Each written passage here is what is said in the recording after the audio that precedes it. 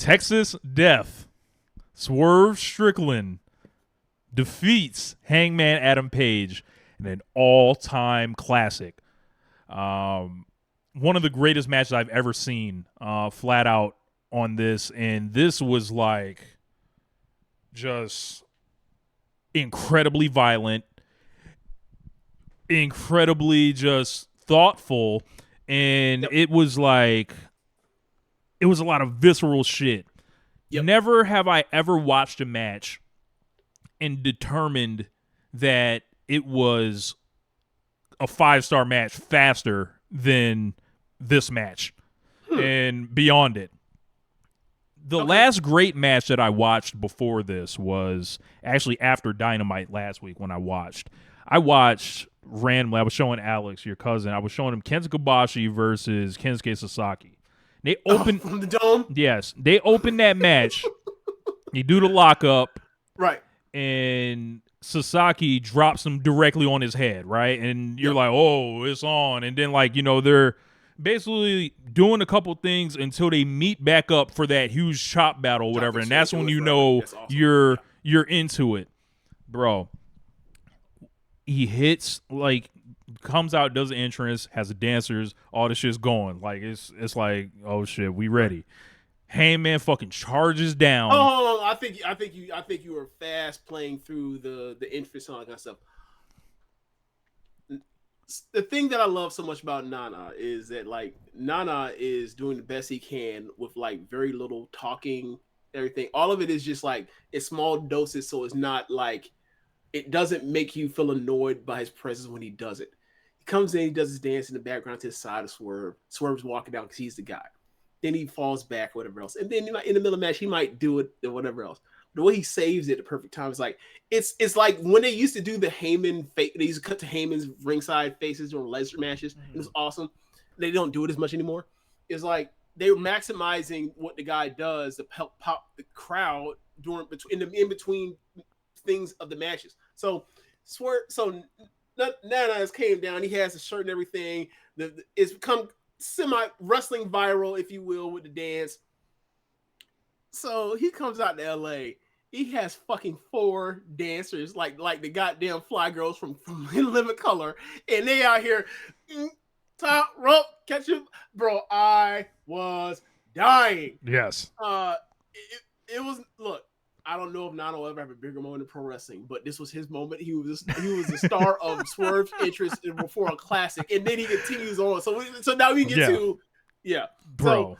This match, like, this made me feel like by the time they got to the spitting blood, it was like, oh, we're out of here. Like, we've left the planet by that time. The charge with Hangman, no entrance music, right? No coming out, spinning around, pointing, nothing. Like, no posing, nothing. We are running it. And it was like, just watching this, I was like, yo, they're going to beat what they did last time easily. And, like, I'm not sure. Like, I think this is, like, this topped Omega and Ospreay 2 for me. Like, really? I think this is the best singles match in the history of AEW. This shit, like I watched it twice, and I saw the ratings to it. I saw the physicality. I saw the blood, and it was like wrestle with a sense of just like the proper emotion and tone of wrestling. Nothing felt like it was a fucking joke. Nothing felt like it was like this thing that was trying to be too cute. Like, this was like, I have a problem with this guy. This thing is escalated from like these just kind of levels like where they were shit talking each other. This thing got built up on Wrestling Revolver over the weekend, featuring a promo from Swerve after that was like great. This thing was like wrestling soulmates, damn near. These guys are a match made in heaven as far as opponents. Roughly the same size, both very athletic. Both of them fucking sickos, willing to die for it, willing to bleed, willing to, like, put it all on the line. Excellent chemistry with each other. And it's like, I see, like, the hell they put themselves through in this match, and it was like the crowd was totally sucked into this, And I because felt they were into it because it's like the only thing it's the only thing they actually have that's not some goofy shit that's hot right now in the company. It bro, feels like. I thought this should have been the main event going into it. And I thought it should have gone on last. You could absolutely use the lights out excuse. You absolutely could have. Like, I thought they should have did that. And then, man, it was like, I was shocked when Swerve won. I thought Hangman was going to win. I just, I turned my brain off. I was like, hey, man, I'm going to just ride it out. Like, and I thought it was, I thought Hangman was coming to get his revenge. But, like, this right here was like, well, you could give Hangman the win. And it was like, yeah, they're 1-1. Or the alternative now is you shoot Swerve to another galaxy. Now, you have people demanding, and I would count myself among them, to where previously it was like, yeah, you can make Swerve the champion. He's good enough. He's over enough. He's, like, talented enough. Now, after this match, it's like, no. He has to be in the succession plan. Throw it out. Whatever you have, like, written in pencil, whatever promises you may have made to Maxwell Jacob Freeman, the cast of characters that have been going, rip it up. Get rid of it. Start it over. This nigga has to be factored in now. Like, and let me not glaze over Hangman in this match. When I was watching this with Alex, I was like, you know my homeboy, this is my homeboy Swerve I've been telling you about, blase blah.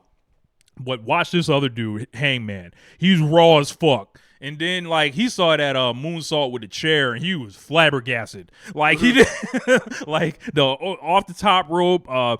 This man, another spot that I like that I, kind of just for me, it made, and I don't think, this was intentional or anything, but it just adds to the match. When he gave this man a Death Valley driver on a brick in front of West Side Gun, that shit was fucking hilarious, bro. Dropped the nigga on a brick. But, oh man, bro, like it was like this. It made everything else look goofy. This match did. Like when I'm watching, when in the back of our mind we think MJF is crying about his fucking leg being pillowanized at the beginning of the thing, and they're wheeling him out on a gurney and loading him up in an ambulance match, and I got these niggas in there in the Kia Forum, the same building where Kareem Abdul-Jabbar won them championships, where Magic Johnson won them championships, where Isaiah Thomas hurt his ankle and went fucking crazy in that fucking building, in the building where Game 7 happened between the Elite and the fucking Lucha Brothers. Swerve and Hangman went out there and fucking put it on the line and died for the sport damn near. Like, they lost so much fucking blood. Like, did you see this shit? Like, bro. Right.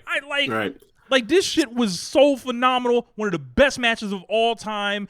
One that you'll ever see. And all you fucking corny ass nerds on social media and all these people that try to hem my dog up for some old comments on some shit about niggas on podcasts and they lists and stuff like that. One, you don't know anything about who's cool with who in the business. End it.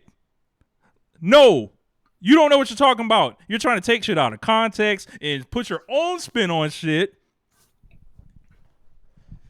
Because Swerve wrestles in All Elite Wrestling now. Nobody told WWE to release him. Why are you mad at Swerve for that? Be mad at WWE for not seeing it. Be mad at WWE for thinking the star was top dollar. Be mad at that. When this nigga comes out here on 11/18, 2 years to the day that he was fired from that company, and he makes a song called Big Sis Birthday with me on it, that's a diss to Triple H and everything they put him through. When we made that song, there was no plan to go to AEW. There was no plan to wrestle for New Japan Pro Wrestling. It was like, yo, what is the next thing going to happen in your life? Get it out. I made the beat, sent it to him. Like, what's up? Like, pour your heart on it. Not as like a producer and a rapper, but as his friend. Just sent it to him. Say, hey man, I know you want to say some shit. Go ahead, say it. 2 years to the day of that. This nigga's made forever, all time now. What you gonna do about it besides hate? Deal with it. So, for me, I forgot at what point. Unreal. Oh, I know what point it was. when the match seemingly looked like it was over after he caught the barbed wired buckshot lariat, and Nana pulls him out and puts his feet on there, and he falls back, and as he falls back, like Nana gives the inspirational fucking dance, and I fucking died laughing. Now, like, look, man, fuck it. Just like we said earlier in the show, like, big cast, big bill, 4 stars, 5-star Prince Nana. He took that shit from me to where, like, keep in mind, you know, matches like this, I don't know how to rate these matches. Like, all these matches that are whatever you want to call them, blood porn, death matches, whatever else, I'm not good at being able to how to quantify or qualify the level of greatness for these things. I can just be like, that's great, and I leave it at that. Don't want to give it a star rating, whatever else. Right. Whether it's, you know, Anarchy in the Arena, Stadium Stampede, some of these death matches that have happened with Moxley or Omega or Hangman, the blood and guts stuff, War Games, WWE. So I'm bad at being able to judge all that stuff and get an accurate star rating. When I saw that, I was like, this match is still great while being what I called at the time, like this is a nasty match. This is a nasty match. And once Nana pulled out, I was like, fuck it, 5 stars. I ain't got this was a 5-star match for me. So I thought it was awesome. And then when Hangman grabbed Nana on that fucking apron, with the table down below, and Nana's like, "Hey man, you ain't gotta do this. Come on, do that. He gonna get me off the hook. The damn thing, and he fucking get him in a fucking dead eye through the table. I howled. This match worked on so many levels that like I'm looking at other stuff, you know, James, and the finish. AEW, and it didn't. This thing the just finish. Worked. It just worked. It was awesome, man. Talk about the finish, James. Talk about the finish. Okay, so you want me to tell it in conclusion, in all summation of the whole thing? Yes. Okay, so Swerve started this feud by calling out Hangman Adam Page, by telling this white man to his face that you have been given all your opportunities by your fucking friends, and if I were in your position, I'd be the first black AEW World Champion. Then, after beating this white man in a match, fair and square, if you will, he then proceeds to still get fucked with. So he breaks into this white man's house, and then on camera talks to this white man's child, this white man's baby. And then to finish this thing off, Swerve strings a steel link chain around this white man's neck and hangs the Hangman. This is one of the most gangster things I've ever seen in black pro wrestling history. 5 stars, classico. Yo, I don't know what else there's left to say, but flat out one of the greatest matches I've ever seen. Whoever's idea it was to say Swerve needs to win again. Swerve needs to and that needs to be the finish. Whoever came up with that, if the idea was that, if the idea was Hangman's, the idea was Swerve. It would shock me at least at Hangman's idea, because obviously it plays off of what happened to Moxley Texas Death Match earlier this year. It's like, he hangs the Hangman, a black man hangs the Hangman. Sign me up, Mr. Liberal Agenda guy. all you talking about this ancient millennial shit? This is it. This is the real shit. This progression. Streets. This is the symbolism. Oh man. Thank you for your white guilt, Hangman Adam Page. Yo. Was this Hangman Adams Page version of kneeling before black people and begging forgiveness after George Floyd? Because if so, I need more of this and less of that. This was amazing. Bro, this nigga Swerve walked through the staples like he was Hiroshi Tanahashi in the G1 finals in 2018, and then started stapling himself like a fucking sicko. Like, bro. Now, Black Saber Jr., this is what Malcolm X dreamed of. Oh my God. This is one of the things that I was thinking about during the match. As I mentioned, I watched like one of the best players in Florida State history's leg snap right? And we've, just hours before this thing. So like, as far as the gruesome scale, like Josh Smith from Keeping It Strong Style thought it was just disgusting nasty match. For me, I'm like, I just saw someone's leg point the wrong way. I'm not stapling some staples. This is not the same level of gruesome, man. I seen the real gruesome tonight. A lot of booty cheeks being clenched up. Dave Scherer. So for me, it dawned on me with the staples. Like the staples, obviously because of the you see the presentation of it, the way the staple gun looks. But like ultimately, is this any worse than like when you get your ears or a piercing done with a piercing gun, except it's 2 prongs instead of 1? Probably not. And obviously we know that these deathmatch wrestlers have all the tricks, like with someone like Swerve who did CZW, who did the Lucha Underground War of Hell match, whatever else.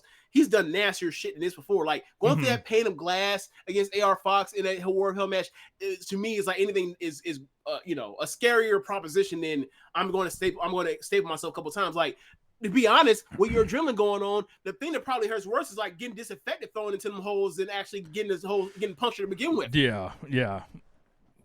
So yeah. I bet it's a similar feeling. What gets you? I bet it's once he started no selling and went into zombie and went to murder Swerve mode, it was like, oh, this is cool. This is really cool. He's on another level, right? You're in another planet right now. He's out of his mind. He's psychopath. Like people try to jump all over Lyric yesterday, misunderstanding what she was talking about on Twitter.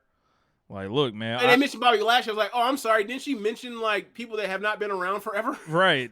Did you miss that? You can't. You have trouble reading. Yeah. You're caught up in like you're purposely misunderstanding what she's saying. Like people are like, okay, gotcha. They're throwing out niggas that have less than 75 career matches and shit. I'm like, no, nigga, this is not the same thing. Like, what's going on with Swerve is something different right now. Right. And if you think it's not going to pay off, God bless you, right? Right. And to be fair, right? And to be fair, if you want to consider NXT as an actual part of the major Federal Rose, you could say similar things about like, Trick, Carmelo, or even Swerve as far as that, whatever else. But like on the main roster that Vince is booking or Vince was in control of for a long time, not really. It's not really been a thing. Like you might, you have the Mark Henry, Hall of Pain run, which is based off of what happened with him and Michael Hayes backstage. Apparently, you got the career run for Kofi, the career run for Big E that just happened. And you got Lashley, who was around for years and years and years. Was in WrestleMania with Donald Trump in 2007, and got his title run in what year? 2020. Oh, with no fans in Terradome. Okay, gotcha. All right. Or 2021, something like things. that. Yeah, they're not the same thing than these black people. They're not. They're not the same things. Like, so, I don't know what agendas they I know they got their agendas they gotta uphold. They gotta promote Vincent Kennedy McMahon for free. And everything else. But let's just be real, right? Like, we talked about this, for example, with let's say AEW, right? If Eddie Kingston becomes AEW World Champion over the next, 2-3 years, whatever else, it's a lifetime achievement award, even though he's done some great work, right? It's a lifetime achievement award. This isn't we are now making a brand new star, a brand new fresh star to now carry us into the future for the next, 2, 3, 4, 5 years. It's not. Swerve is at the age, from an age standpoint, where like you look at the window or whatever else, like his window to do this is actually like right now. The main eventer is right now / next 5 years. He actually is the future of this promotion. It just like Hangman is, just like MJF, is if he wants to stick around. Like Will Ospreay, like that's the class that's all around there. Like right. And obviously AEW skews older, so you have to be aware of that. But like even while skewing towards 35 and older, Bobby Lashley's still an old motherfucker. So yeah. These are no knocking against Bobby Lashley and what he's done. Like, I think it's really cool that like he stuck around, he busted his ass, he's always been in shape, he works really hard, he does what they do, everything they ask him to do, right? He presents himself like a star. He looks like $1 million. So look, but it's not the same. But it's not the same thing, and you know it because you know the history of this booker versus the history of this other booker. You know that. Stop bullshitting. Like, and you really kind of got to be stupid not to push Bobby Lashley. And look how long it took. Right. And they got mad at him back then in the late 2000s because he didn't want to work really injured. So they fell out of favor. He had to leave and then come back. And now that he's older, he can do less shit. Now they want to do it. It's like, what kind of backwards ass shit is that? Yeah, man. It's a lot of putting people down to lift people up. Ironically, the thing that they're accusing people of, like they're doing themselves, like, and I think Swerve had a career making, like, this is a career match for Hangman. This is a career match for Swerve. This is a career match for the legacy, like, of AEW. This is like one of the, I think this was like the number 2 ranked match. Maybe it's number 1 now. Like, I have to check, but yeah, but you also got to admit that, like, given what some of the scores we've seen with AEW over the years for some of these really more grotesque matches with blood or whatever else, like, there's some bloodlust for some of these ratings from when it comes to these AEW. It's like, if you were to tell me, like, that rating is like on some par with some Young Bucks versus Hangman and Omega shit, and I'm like, nah, man. I think it's 5 stars. I think it's one of the greatest matches in the history of the promotion, like a top 5 match in the history of promotion or of the last 5 years of pro wrestling. I'm not going there with you. I'm just not. I am. I mean, that's obviously it's up to opinion. Yeah, it's up to opinion. But, like, I think a lot of people get really tuned up for seeing some blood in these AEW matches. I really do. I think this is like, I think this transcended. I know he spit the blood and shit like that, and they did the whole thing. Like, there's a fine line that I believe our friends on Tunnel Talk and also the Trish and Sarah podcast will explore on this. Speaking of Tunnel Talk, I will actually be doing an appearance on there in December, so look out for that soon. But yeah, like, I don't think the blood was the primary draw of this. I think the blood happened in the match, and like, this was a great match that happened to just be really bloody. This isn't like the same thing as, like, see some of like like the freedom shit that's just like, oh, it's just grotesque for sake of being grotesque. This was an absolutely epic, awesome match that happened to be very bloody and also very gross. I'm just saying that, like, the ghouls be coming out for some of these and be going up for these matches in ways that's like, I think you're doing a bit too much. I think it's great, but I don't think it's on the level of, like, some of the three or four best matches in AEW history. That's just me. That's my opinion. But I also noticed that, like, when I see some of these things, and me from being so, zoned out from Cody and Moxley in these blood matches, where I'm just like, it's all the fucking same. No one's actually hurt. Our people get dropped on their fucking necks. They're fine. Just blood. Just fucking wrestle. And they did that. They absolutely did that. But I'm just like, I'm not going to award you extra points because it was a nasty match. I think people be going up because they like the nasty, because they nasty. They ghouls. I mean, good for them. Good for them. They love what they this, love. What this they is like. this is what makes AEW different. They wanted the mat looking nice and clean. Like, when the match started, go watch the Fed. Go watch something else. But in AEW, niggas bleed out here, so it's contact, baby. So, after that,